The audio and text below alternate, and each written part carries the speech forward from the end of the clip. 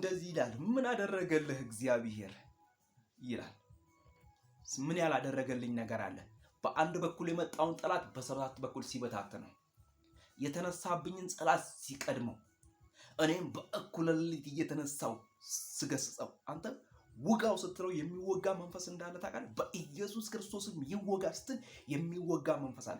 ስራ ይፍረስ በኢየሱስ ስም ስትል የሚፈርስ መንፈስ አለ። ይኸውልህ ከዛፍ ላይ ቅጠል እንደሚራገፍ በኢየሱስ ክርስቶስም የሚራገፍ መንፈስ አለ። ምክንያቱም የምታወራው የምትናገረው በሰማይ አምላክ በልዑል እግዚአብሔር ቃል ነው። ምክንያቱም የእግዚአብሔር ቃል ሰይጣንን ብቻ አይደለም ከዚያ የበለጠ ነገር ማባረር ይችላል። የእግዚአብሔር ቃል ሰይጣንን ብቻ አይደለም ከዚያ የበለጠ ነገር መስራት ይችላል። ይሄማ ትናንሽ ይሄ እንዴት ነው ብቅ ወይም ደግሞ ይሄ ንፋስ የሚወስደው ትናንሽ ትቢያ እንደዚያ ነው የዚህ ዓለም ነገር።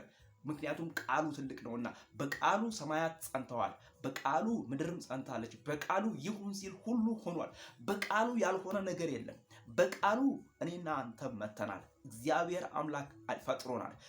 ከአፈር ከጭቃ ወስዶ ሲያበጀን ከምድር አፈር ላይ ወስዶ ሲያበጀን እግዚአብሔር አምላክ ያለ ማንም አማካሪ ነው።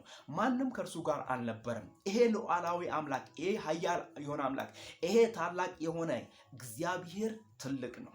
እኔ ልጁ አላውቀውም። ስለዚህ ይሄንን የመዳንን ወንጌል ይሄንን የሰማይን አምላክ የልዑል አምላክ የእግዚአብሔርን ቃል በቀንና በማታ በሌሊትና በጠዋት በተገኘንበት ባገኘንበት አጋጣሚውን በዝማሬ ሊሆን ይችላል።